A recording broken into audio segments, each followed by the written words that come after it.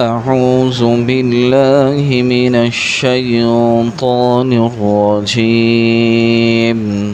بسم الله الرحمن الرحيم. للرجال نصيب مما ترك الوالدان والأقربون وللنساء نصيب مما ترك الوالدان والأقربون مما قل منه أو كثر نصيبا مفروضا. وإذا حضر القسمة أولو القربى واليتامى والمساكين فارزقوهم منه وقولوا لهم قولا معروفا. صدق اللہ العظیم. جزاک اللہ جی. اللہ تعالیٰ کا فرمان ہے للرجال نصیب مما ترک الوالدان، مردوں کے لیے بھی اس مال میں حصہ ہے مما ترک الوالدان، جس مال کو والدین چھوڑ کر جائیں، والاقربون اور قریبی رشتہ دار چھوڑ کر جائیں. آگے اللہ کا فرمان وَلِلنِّسَاءِ نَصِيبٌ مِّمَّا تَرَكَ الْوَالِدَانِ، اور عورتوں کے لیے بھی اس مال میں حصہ ہے جسے والدین والاقربون یا قریبی رشتہ دار، قریبی ترین رشتہ دار چھوڑ کر جائیں. مما قل منہ او کثر، اور وہ چھوڑا ہوا ترکہ چاہے زیادہ ہو یا تھوڑا، ہر صورت میں عورتوں کو بھی اس میں سے دیا جائے گا، جتنا بھی ہے وہ مردوں کو بھی دیا جائے گا. آگے اللہ کا فرمان نصیبا مفروضا، یہ جو حصے مقرر کیے گئے ہیں یہ اللہ کی طرف سے مقرر ہیں. کوئی آدمی ان میں کمی پیشی نہ کرے، اپنی مرضی داخل نہ کرے، ایسا نہ کرے کہ عورتوں کو نہیں دینے، یہ اللہ کی طرف سے مقرر ہیں تو اس پر عمل کیا جائے. آگے اللہ کا فرمان وَإِذَا حَضَرَ الْقِسْمَةَ، کہ جب میراث تقسیم ہونے لگے، اولو القربى والیتامى والمساکین، میراث تقسیم ہونے کے وقت جو وارث نہیں ہیں ویسے کوئی رشتہ دار آ جائیں، یتیم آ جائیں، مسکین آ جائیں، فارزقوہم من، تو ان کو بھی تھوڑا بہت دے دو، لیکن یہ دینا واجب نہیں ہے، مستحب ہے. وقولوا لهم قولا معروفا، اور ان سے مناسب انداز میں بات کر لو. پچھلی آیات کے اندر اللہ تعالیٰ نے یتیموں کے حقوق بیان فرمائے تھے. اللہ نے فرمایا تھا کہ یتیموں کا جو مال ہے ان کے سرپرست جو حضرات ہیں ان کو اللہ تعالیٰ نے کئی ہدایات دی ہیں. ایک تو یہ بات بیان فرمائی تھی کہ یتیموں کے جو بھی سرپرست بنے انہیں چاہیے کہ وہ یتیموں کے مال کی حفاظت کریں اور ان کے مال کو خراب نہ کریں، ان کے مال کو اپنے مال کے ساتھ ملا کر جو ہے کھا نہ جائیں اور تبدیل نہ کر لیں. یہ اللہ تعالیٰ نے انہیں حکم دیا تھا. اور یہ بھی فرمایا تھا کہ جب تک یتیم بچے ناسمجھ ہیں، سمجھدار نہیں ہیں، ابھی وہ چھوٹے ہیں، تو ان کا مال ان کے حوالے نہ کرو. ان کی کوئی زمین ہے، کوئی جائیداد ہے، وہ ان کے حوالے نہ کرو، وہ تو ضائع کر دیں گے کیونکہ ابھی بچے ہیں، ناسمجھ ہیں، یا کوئی اور ان سے چھین لے گا، قبضہ کر لے گا. اس لیے اللہ نے جو یتیموں کے سرپرست بنے انہیں ہدایت دی کہ جب تک وہ ناسمجھ ہیں ان کا مال تم اپنے ہاتھ میں رکھو. اور فرمایا وَابْتَلُوا الْيَتَامَى حَتَّى إِذَا بَلَغُوا النِّكَاحَ، انہیں جانچتے رہو، دیکھتے رہو، جب وہ سمجھدار ہو جائیں، نکاح کی عمر کو پہنچ جائیں، بالغ ہو جائیں، اور بالغ ہونے کے بعد ان کو کچھ خرید و فروخت کرواؤ. جب وہ خرید و فروخت صحیح کرنے لگیں، انہیں کے اندر سمجھداری آ جائے، تو پھر ان کا مال جو ہے ان کے حوالے کرو. فَإِنْ آنَسْتُمْ مِنْهُمْ رُشْدًا، اگر تم ان کے اندر سمجھداری کو دیکھو، فَادْفَعُوا إِلَيْهِمْ أَمْوَالَهُمْ، پھر ان کا مال انہیں دے دو. اور آگے فرمایا ایسا کبھی نہ کرنا کہ یتیموں کا مال اس ڈر سے کہ کہیں یتیم بچے بڑے نہ ہو جائیں، جلدی جلدی سے تم خرچ کر دو یا جو ہے اس مال کے اندر اسراف کرنے لگو، ایسا نہ کرنا۔ وَمَنْ كَانَ غَنِيًّا فَلْيَسْتَعْفِفْ، جو آدمی مالدار ہو اسے تو چاہیے کہ یتیموں کے مال میں سے بالکل بھی نہ لے، یتیموں کی جو خدمت کر رہا ہے اس پر بھی اجرت نہ لے۔ وَمَنْ كَانَ فَقِيرًا فَلْيَأْكُلْ بِالْمَعْرُوفِ، ہاں جو آدمی خود بیچارہ محتاج ہو، فقیر ہو، وہ یتیموں کی خدمت کر رہا ہے، یتیم مالدار ہیں، پھر تھوڑا بہت اپنی خدمت کا اس میں سے لے سکتا ہے۔ اور آگے اللہ نے فرمایا فَإِذَا دَفَعْتُمْ إِلَيْهِمْ أَمْوَالَهُمْ، جب ان کے یتیموں کے مال جو تمہارے پاس تھے، تم ان کے سرپرست تھے، اب ان کے مال تم ان کو دینے لگے ہو، یتیم تھے بچے اب بڑے ہو گئے، سمجھداری ان کے اندر آ گئی،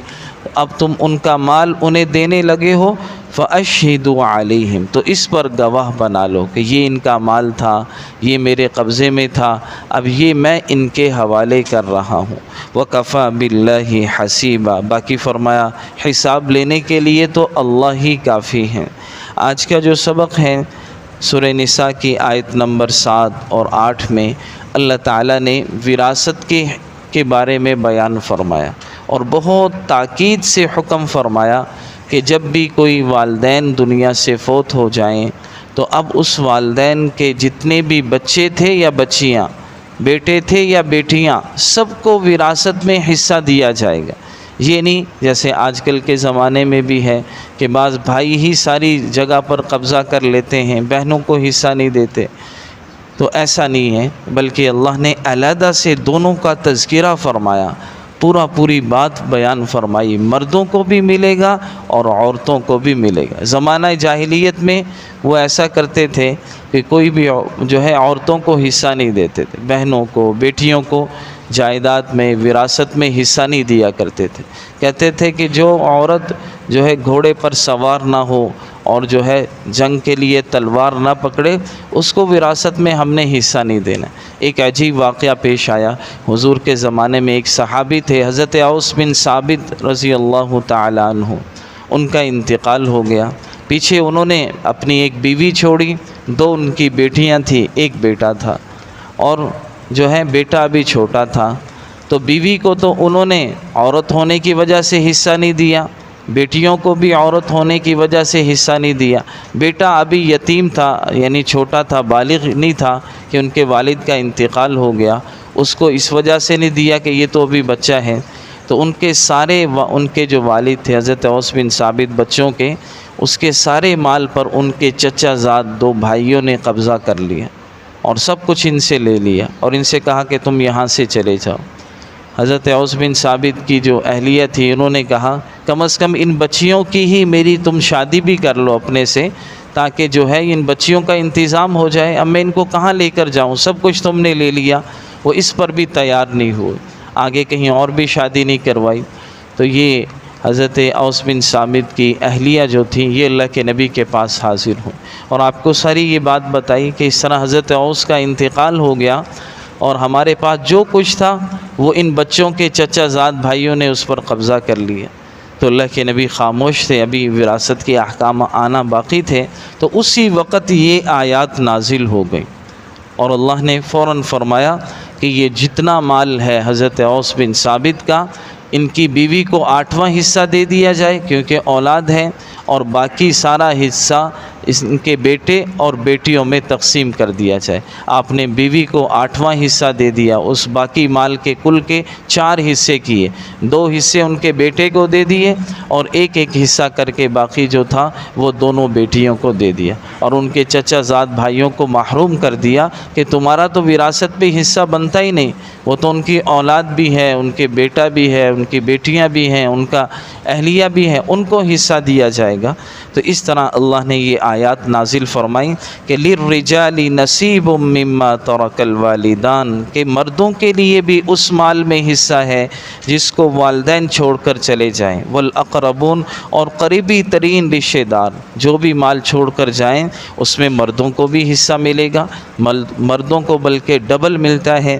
آگے اللہ نے یہاں صرف یہ بھی اللہ کہہ سکتے تھے لِلرِّجَالِ وَلِلنِّسَاء، مردوں کے لیے بھی ہے، عورتوں کے بھی لیے، لیکن علیحدہ سے اللہ نے بڑی ہی اہتمام کے ساتھ عورتوں کے حق کو واضح کرنے کے لیے پورا جملہ علیحدہ بیان فرمایا کہ وَلِلنِّسَاءِ نَصِيبٌ مِّمَّا تَرَكَ الْوَالِدَانِ وَالْأَقْرَبُونَ کہ عورتوں کے لیے بھی اس مال میں حصہ ہے جس کو والدین چھوڑ کر جائیں اور قریبی رشتہ دار چھوڑ کر چلے جائیں۔ اور آگے بعض لوگ کہتے ہیں تھوڑا سا تو ہے والدین کا، ہم اس میں سے کیا بہنوں کو تقسیم کریں، ایک گھر ہی تو ہے، چھوٹا سا ہے، اس میں ہم کیا اپنی بہنوں کو دیں، اگر بہنوں کو دے دیں گے تو ہمارے پاس کیا رہے گا، اس طرح کی باتیں کرتے ہیں۔ اللہ نے عجیب قرآن میں الفاظ بیان فرمایا مما قل،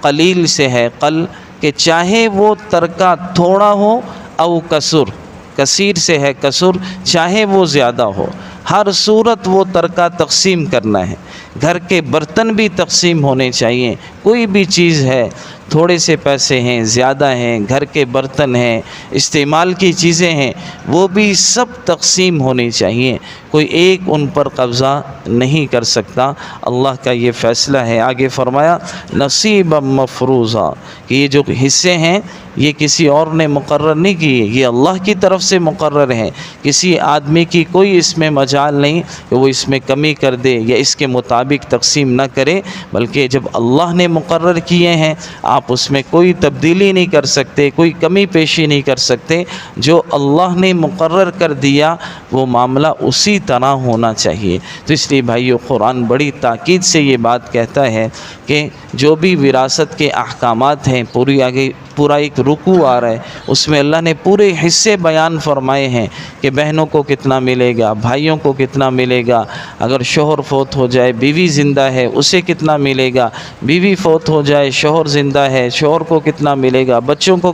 پورا اللہ نے تفصیل سے بیان فرمایا۔ اس لیے بہنوں کو، بیٹیوں کو اور جو بھی ہمارا وراثت میں جس کا حق بنتا ہے وہ پورا دینا چاہیے۔ اور یہ بہت دفعہ ہم نے دیکھا ہے، آپ بھی اس کو دیکھیں گے کہ جب آپ کسی کا حق دے دیں گے تو اللہ آپ کی زندگی میں برکتیں دے گا، آپ کے رزق میں بھی برکت دے گا، آپ کو فراوانی دے گا۔ اور جب آپ بہن بیٹیوں کے، بھائیوں کے جو جنس کا حق ہے وہ ادا نہیں کریں گے تو آپ کبھی بھی اس مال میں سکون نہیں پا سکیں گے۔ جو کسی کا مال آپ کے قبضے میں ہے تو آپ کو سکون نہیں ملے گا اور اس مال میں برکت نہیں ہوگی، اور وہ مال آپ کے لیے پریشانی کا ذریعہ بن جائے گا، اور دنیا میں نہیں دیا تو کل آخرت میں پھر جو جس کا حق ہے وہ دینا پڑے گا، اور اس وقت ہمارے پاس کچھ نہیں ہوگا، پھر ہمیں اپنے نیک اعمال دینے پڑیں گے ورنہ ان کے گناہ اپنے سر لینے پڑیں گے۔ اللہ تعالی ہم سب کو عمل کی توفیق عطا فرمائے۔ الحمدللہ رب العالمین والعاقبۃ للمتقین والصلاة والسلام علی سید الانبیاء والمرسلین۔ یا اللہ ہم سب کے سارے گناہوں کو معاف فرما، اپنی رضا والے اعمال کی توفیق عطا فرما، اپنی ناراضگی والے اعمال سے ہم سب کو بچنے کی توفیق نصیب فرما، دنیا آخرت کی خیریں، بھلائیاں، عافیتیں، سہولتیں، برکتیں یا اللہ ہم سب کو نصیب فرما، دنیا آخرت کی مصیبت، پریشانیوں سے، بیماریوں سے، حوادثات سے، ناگہانی آفات سے یا اللہ ہم سب کی حفاظت فرما۔ وصلی اللہ تعالی علی خیر خلقہ محمد وعلی آلہ واصحابہ اجمعین برحمتک یا ارحم الراحمین۔